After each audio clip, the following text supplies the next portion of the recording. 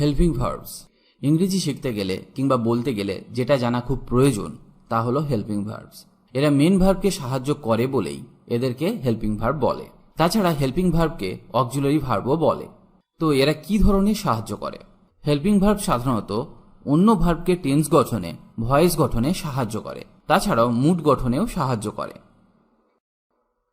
Helping ভার্বসকে সাধারণত 3 ভাগে ভাগ করা হয়, যেমন auxiliary verb, modal verbs, semi models.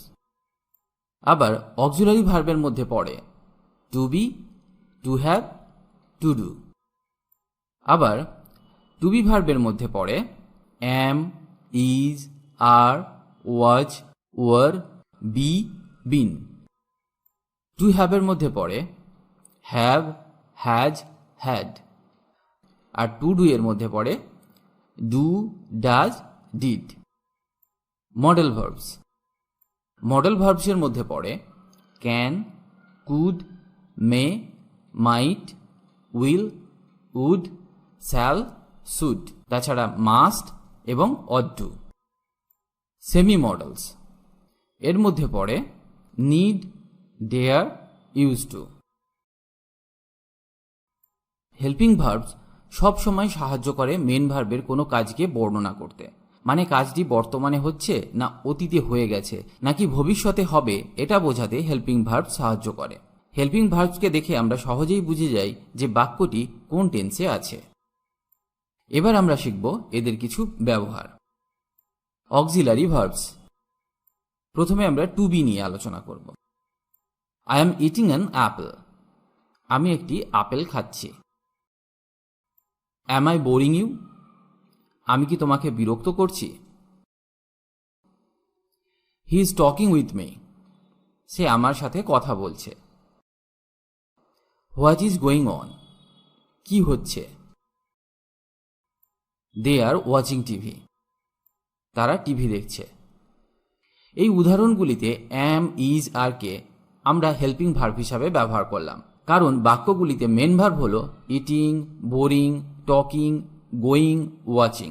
এখানে মেন ভার্বগুলির সাথে আইএনজি যোগ করা হয়েছে কারণ বাক্যগুলি প্রেজেন্ট কন্টিনিউয়াস টেন্সের উদাহরণ।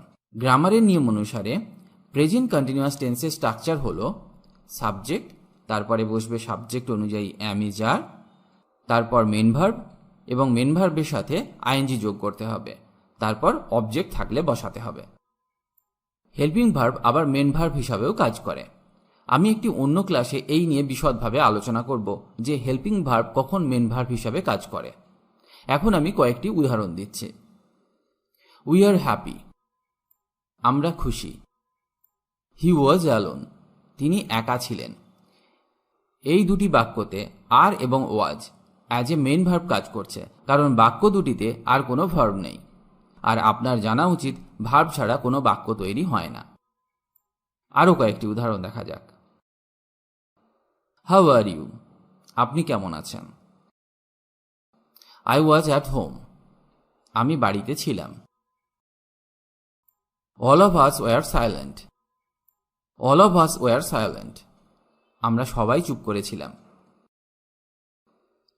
দে ওয়ার ভেরি এক্সাইটেড। তারা খুব উত্তেজিত ছিল। এবার আমরা আলোচনা করব টু হ্যাভ ভার্ব নিয়ে। যেমন আই হ্যাভ এ পেন। আমার একটি কলম আছে। I have an idea. আমার একটা পরিকল্পনা আছে। এখানে হ্যাভকে আমরা মেন ভার্ব হিসাবে ব্যবহার করলাম, কারণ বাক্য দুটিতে হ্যাভ ছাড়া আর কোনো ভার্ব নেই। আবার হ্যাভ ইউ ইটেন? এর মানে খেয়েছিস বা তুমি কি খেয়েছো? এই বাক্যটিতে হ্যাভ হলো হেল্পিং ভার্ব, কারণ এখানে মেন ভার্ব হলো ইট। এখানে ইটেন করা হয়েছে কারণ এটা প্রেজেন্ট পারফেক্ট টেন্সের উদাহরণ। গ্রামার অনুযায়ী প্রেজেন্ট পারফেক্ট টেন্সে ভার্বের পাস্ট পার্টিসিপল ইউজ হয় বা ভার্বের থার্ড ফর্ম ইউজ হয়। যেমন ইট, এট, ইটেন। থার্ড ফর্ম হলো ইটেন। আরও কয়েকটি উদাহরণ দেখা যাক। She has written 4 letters. She has written 4 letters. সে 4টি চিঠি লিখেছে। The baby has broken the glass. শিশুটি গ্লাসটি ভেঙে দিয়েছে। I had 2 cars.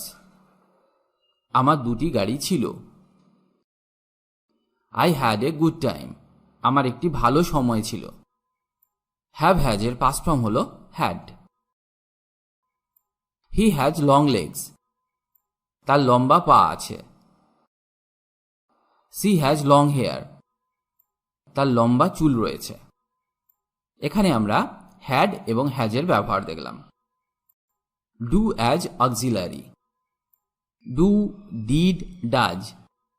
Do, did, does নিয়ে আমি আগেই একটা ভিডিও দিয়েছিলাম, একবার দেখে নিতে পারেন, তাহলে আপনি খুব ভালোভাবে শিখতে পারবেন। আমি এখানে শুধু কয়েকটি উদাহরণ দিচ্ছি যাতে আপনি বুঝতে পারেন। আই শ্যাল ডু ইট, আমি এটা করব। এখানে ডু হলো মেন ভার্ব আর শ্যাল হলো helping verb. Does he play piano, সে কি পিয়ানো বাজায়? He does not sleep by the day time, দিনের বেলা সে ঘুমায় না। এখানে ডাজ হলো হেল্পিং ভার্ব। খুব ভালোভাবে মনে রাখা উচিত, ইন্টারোগেটিভ এবং নেগেটিভ সেন্টেন্স গঠন করার সময় ডুকে অক্সিলারি ভার্ব হিসাবে ব্যবহার করা হয়। Model verbs.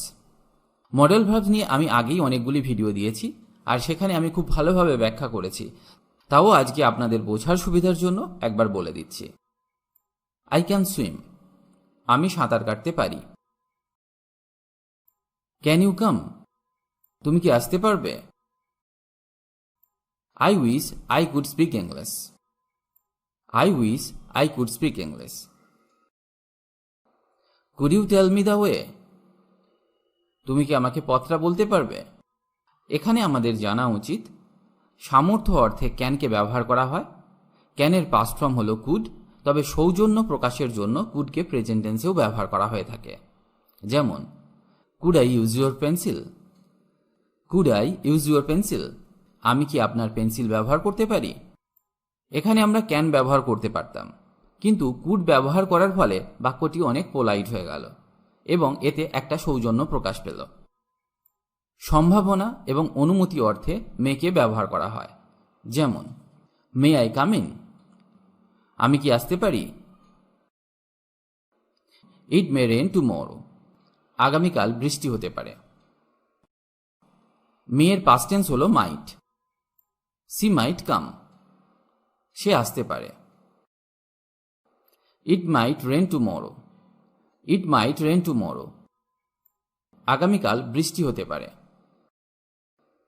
I might go to office, আমি অফিসে যেতে পারতাম, সম্ভাবনা ছিল কিন্তু যাইনি। যেতে পারতাম কিন্তু যাইনি, এই রকম অর্থে আমরা মাইট ব্যবহার করতে পারি। যেমন I might go to office. Should এবং উডের ব্যবহার। কোনো বাক্যে উচিত বোঝালে শুড ব্যবহার করা হয়।